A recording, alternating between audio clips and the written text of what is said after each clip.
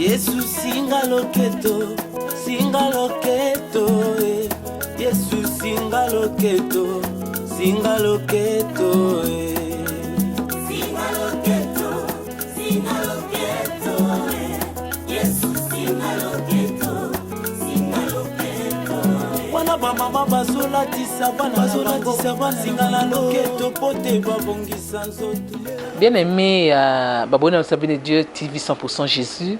Tu es sur le Solabino, Kakana cadre, Yakob. Même ma cambiasika. Oh, Nzambe, il y a évangéliste. On a bien international, Ernest Mungu, Azako Sala, Nakati na vie. Ya ye instrument na ye pe na kati ya ba fidèle oyo nzamba pesa ye oza bino pe na biso to le so na kati ya ndako ya évangéliste pour na ko découvrir ba dimension ya sika. Son Dieu est toujours d'actualité. Nzambe na ye aza toujours asala makamba minene a on a le ko surprendre du susu na ndako na ye poto solola o Nzambe ya évangéliste international Ernest Mungu, Nzambe ya église bénie de Dieu azako sala ya sika. Alors sans plus tarder na ko yamba évangéliste na kasi ya plateau to solo na epé afungolela biso o ezama bombami Nzambe astie na kati na vinae to landa esiko. Bonjour évangéliste. Oui, bonjour Maman Sylvie, bonjour Nabalande Nabiso nyonso ya béni de Dieu TV. Nzambe na ngai apambola bino. Dadi to sur le pai na yo pona ko kota na muzindo mais ça juste pour un programme au église bénie de Dieu à Sali. Appelle nous na 2 jours à retraite aux qui vraiment chaud tout le monde au loboko ya Nzambe na Sali mais c'est quoi que sous na 24 heures avec Jésus voilà et ça sous programme on a des taux les maman bon délité papa mais ma bonne délit balemba kango te ma Sylvie Jésus Christ yemo repesi biso c'est na Luc 18:1. Alors, Jésus donné ces paraboles pour vous montrer qu'il faut toujours prier et ne point se relâcher. Il faut toujours prier et ne point se relâcher. Verbe falloir, c'est le verbe qui indique un commandement, c'est un devoir, une obligation pour un chrétien, pour un enfant de Dieu. Toujours prier pour dire que tous les jours de l'année, tous les jours de la vie, on doit faire la prière, on doit toujours se retrouver dans la prière. Et ne point se relâcher. J'ai toujours donné l'exemple entre pas plus point. Oui. Quand on dit pas, c'est la chose qui existait et qui n'existait plus. Ça peut aussi exister après. Mais quand on dit plus, c'est la chose qui existait et qui ne peut plus exister. Mais quand on dit point, c'est la chose qu'on interdit, qui n'était pas avant ou après. Donc on ne peut pas le relâcher, c'est relâcher. C'est relâcher, c'est perdre la vitesse, c'est perdre la lyre. Donc nous devons toujours persévérer, comme déclare la Bible dans 1 Corinthiens 15:58. Soyez fermes, inébranlables, travaillant de mieux en mieux, afin que votre travail ne soit pas en vain. Donc c'est comme ça, tout le qui a 2 jours à retraite, si vous avez un sacrifice, pour toucher mon thème en Zambie. Moi, je suis un sacrifice de Ronangaï. Tout le monde a si bien la main à Yesu, mais pas si bien la main. Il y a la maladie à perte de sang pendant 12 ans. La douleur, il y a 3-4 jours de balai la kango. Bon, il y a 12 ans. Et Jésus a autant de l'année. 12 bazo battre la ye full bazo landé. Puis Bible dit que ba ne ko pressé ye aki dans ndako Jairus parce que moi na Jairus on a la maladie à la mort. Et cette femme était venue par derrière pour Asimba. Donc, à ce qui va sacrifice est belé pour Asimba. Il faut tout côté na quatre na sacrifice. N'ayez pas histoire de konabiso. Bartimée. Quand on a Jésus-Christ, bazo nyataye, bazo coupé qui ça y est, mais bien lui que pendant que bazo pe qui ça y est, c'est comme si bazo tindikaye a ganga beaucoup plus fort qu'avant. On est toujours matin toujours na mabondeli, toujours matin toujours na mabondeli. Journée mon bimba, ba papa, ba maman, ba frère, ba sœur bilenge ban. Okozala wana nengo za ramina mina ba programme na biso, okomona ndenge ni l'église la mobiliser, okomona ke batuni so bana détermination bana engagement ke ba mona loboko nzambe na mbula oyo. Que l'année 2019 a été décrétée l'année de l'accomplissement. Mais car on oublie que ba papa, ba maman na bana ba kokangama. Même la même Bible dit que celui qui ne travaille pas ne mange pas non plus. Déjà, quand on a 2 jours. Ce qu'on a une journée, ce n'est pas vraiment un risque pour la mission. Et Ecclésiaste chapitre 3, verset 1, il y a un temps pour tout, un temps pour toutes les choses. Combien de temps au-sali depuis 2 jours il y a retraite? Il y a beaucoup de temps que les gens pouvaient travailler comme ils voulaient. Mais on a pris seulement un seul jour dans une semaine. Vous comprenez? Un seul jour. Combien de babela bakenda misalate? Ok, vous savez pour les boumous tungisa, mutu ezobeta, mikolo tension. Mais ok te pour non non non non, qui te pour dans le nzam. Cherchez premièrement le royaume et la justice de Dieu, Matthieu 6:33, et toutes les choses nous redonnées par-dessus. Donc tout ça na page, tout ça vraiment attend. Mais nazonga qui na motuna que cette année a été décrétée l'année de l'accomplissement. Beaucoup de prières. Vous avez peur que la parole ne soit pas accomplie, que pas mon accomplissement na bon moyen bangote. Mais bah accomplissement l'équipe de belé car on a déjà tout faire voyager bande ko belé. Na Afrique, na Libanda Afrique et belé. Car on a année au monte que ba mariage landani. Autour sur le mariage à mécanicien autour bala, maintenant dimanche le 29 à toi na mariage mususu. Car on a année au ba misala ba promotion makabani andenge. Car on a année au ba tout boni au nzamba longo libongo na kati na séjour de mort. Kaka na année oh non makambo ça tellement ébélé on nzamba zo sale mais tout l'ingi to kende sous plus loin pour nzamba ça sous beaucoup plus d'avantages yango to so persévérer toujours na nzambe na mabondeli na allure yo travail ka évangéliste tu te fatigues pas pour comment épuisera force wana wapi nga ngaka ko bimisa c'est ko épuisera force wana vraiment wapi puisque tout le monde 2 jours on les a commandé par Dieu lui-même 24 heures avec Jésus-Christ tu t'épuises pas tu es tout le temps l'église netsiko olala ki l'église. Oui, dans une église, après l'église, on a une mission à Tongo, après on a une église, on a libéré quelques personnes, bazaki wana, na ye awa, bossa na une mission, donc 15h, 16h, on a une église pour préparer bouye yabatu, na s'épuisaka pour naza mutu. Mais sauf que Bible bin Isaïe chapitre 40 verset 29 à 31 après ça kamakas na ba oyo balembaka a renouveler la force na bango beaucoup plus. Vous comprenez? Et malgré cela, nous avons souffert. Nous avons pas un apôtre, nous avons belé, nous avons un intérêt, nous avons un intérêt na biso, souci na biso. Nous avons un conseil, Ernest, faut repos, Ernest, faut pour ngi pour la rater. Bon, nous avons de la peine d'ambassadeur, pour ngi on dirait et ça la sauté. Na nimbaka, mais qu'on là le comme un problème. Or que nous avons un problème. Donc comment on l'a la fofu na maboko. Non lié penda bona fofu na ngawa na lekana pour ngi pour nini. Surcharge, surménagement, nous avons 50 ans à faveur de la discipline et ce côté de la responsabilité est belé, mais tout ça qu'on s'organise pour nous comment nous avons capé moi bataille à repos pour que nous autres et mais surtout que nous avons molai to kata course dans zelate donc na zwa kama kasi na ngai kaka na losambo yemoko nzambe na pesa ngamba kasi pour nous sala musala o bon ezaka le kambu ya discipline ndenge nzamba lobi na biso et Ecclésiaste 3:2 il y a un temps pour tout, un temps pour toutes choses ce qu'on a bino bazo shinalenga déjà na mama Esther que ba jeunesse muso baza libanda c'est bon ba jeunesse bazo ya ba bika no pasteur wana atoke bon moi po boya bango ezate po yebiki uso yamba bango pour intérêt libota na nzamba nazala un suko panda bomuna 4 journées na mukolo ba yoko lokayo. Pour toi, on a posé tout sur le sujet tel. Pour toi, sujet tel, sujet tel, sujet tel. Aux zones d'Imaka, pour y ça pour l'intérêt, les boutons ensemble. Donc, Zambé, Moka Sungarabiso, aux âmes, il faut s'organiser. Nous avons un bon père de la famille de Katinandako, Bananga Batanga la classe, Bananga Banaba discipline, et dans la église, la même chose. Discipline dans l'église, au Lobate. D'autant que quand on a Katinandako, la première chose, on a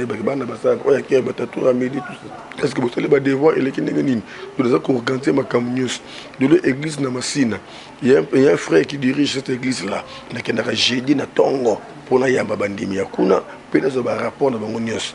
Et dimanche, nous avons un Yakuna à 6h, 9h, na Lunga Massina, Malamo Kitambo, na Tétu 12h, na Yabi Batutu 15h, 16h. Nous avons un permis, nous avons un sous parce que chaque dimanche, nous avons une retraite. Le dimanche, nous avons un bon délit, journée sur lundi.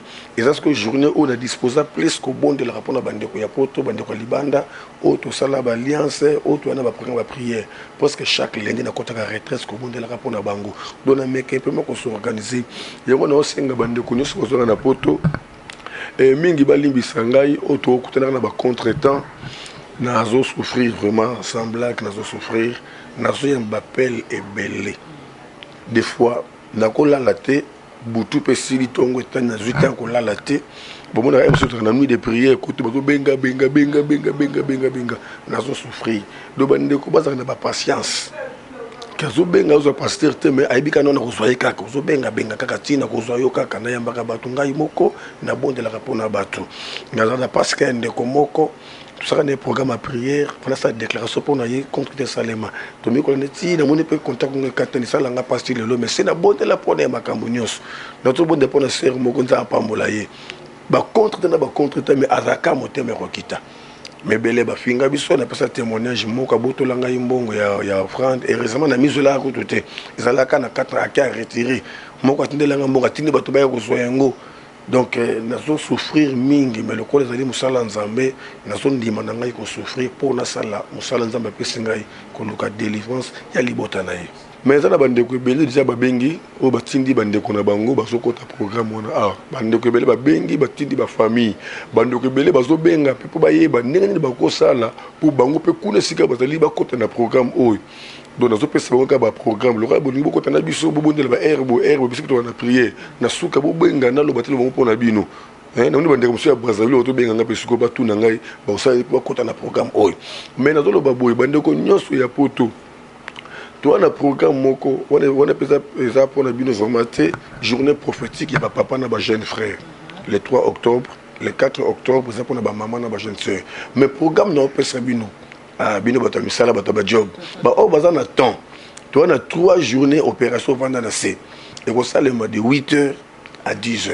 De 8h à 10h. Donc les 9, les 10, les 11. Bah, Monique, on attend. De 8h à 10h, on a besoin de tu peux sa programme pour toi, on a bon moko.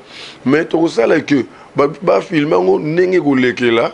Pour tout ce dans le poto, moutunyo, ça comme on a programme, on a abondé le programme, on a.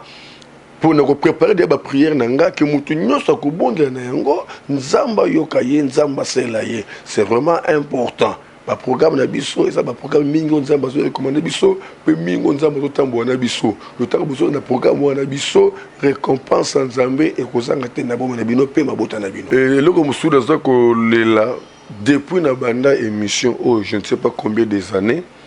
Maman Moras promotanga na Suisse qui a retenu de l'ordinateur na Zelati na Lemba. Ndeko mususu a promettre ngai ma caméra DSLR. Nazo zelaka websenga zo luka nazo zela. Pour souci na biso ezali que ba émission na biso mingi zelaka en direct. Tala lokola miracle à 24 heures. Toko en direct c'est possible. Tala 3 journées de 8h à 10h. Toko en direct. Souci de biso yango wana et loko libiso to senga bo se faire abonner ba abonner ba sala ebele pe de deux to senga soutien na bino pour te musala o ekende liboso toi na possède ordinateur toi na possède caméra DSLR moko mibale misato ordinateur mibale misato to bongisi équipe na biso montage ma caméraman nyonso ekozala en place émission direct na avantage ebele oko benga direct toujours bon de la première onction zo ke ne mbala moko tiko tak c'est vraiment important bande ko bonne volonté ya bonne foi ou bazana moi mkiem nzamba zo pesa bango basunga biso depuis to senga même soutien ba kiti kaka tout na kat na église moi bande ko mibale moi quelques 2 personnes kaka ba meka ko pesa biso mo na ba kiti o to zanango mais eza musala nzambe asala na batango na ye souci na biso nde to bonde la pote milimo nzambe milimo bato ebika nde musala yango wana donc bon c'est la biso na programme le 9 le 10 le 11 de 8h à 10h opération vendre na C mais bon na poto par-ci par là to ko vendre na C to ko vendre mabele to ko bonde la nzambe pour le problème na biso oh ba ça pe na numéro ya WhatsApp ko chaper en direct hein balandi. Oui, c'est bon, on a la possibilité de goûter en direct.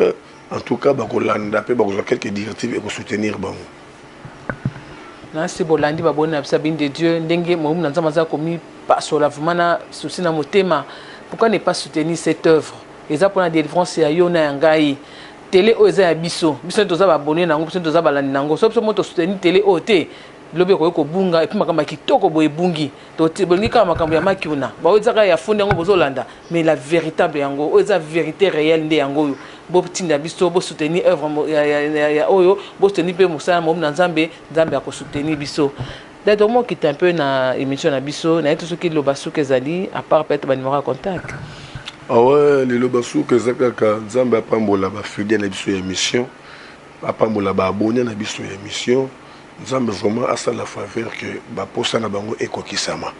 Bandeko Bako bien biso 24 sur 24 heures, on est dans le lobby, ozwi binga te insister tokozwa na yo kaka ngai nasalaka violence par tous les moyens malgré biso internet eza mbongo ebele mais na disposaka oyo esengeli mpo na nga en fait ezala en direct 24 heures sur 24 heures benga biso na plus 243 89 75 15 851 plus 243 89 75 15 851 église des hommes na commune à Kintambo na arène na biso maison Mbungu anana vers Vélodrome avenue Kimvula numéro 3 wapi sika siège na biso et se retrouver bande kwa Masina kuna église ezwami na quartier 3 na Masina na avenue Mayamba numéro 97 bis na direction ya Boba.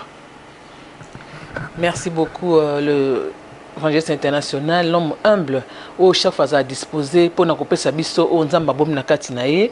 Merci pe na bino balana biso pe babona biso bin de Dieu TV, bo s'abonner massivement et chaîne na biso et qui nika toujours liboso. Tika tenzambe ya évangéliste Ernest Mongo a pambo na bino pe à remplir ba posa na bino nyoso o besoin ngo besoin comme ça dokutani prochainement na numéro na biso asika. Bye bye.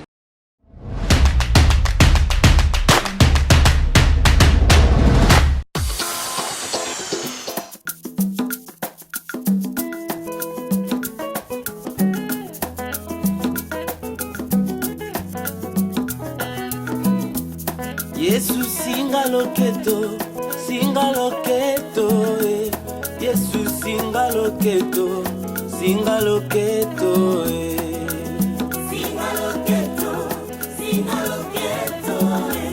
Yesu singa loketo. Wana ba mama bazolatisa bana singa loketo pote babongisa nzoto.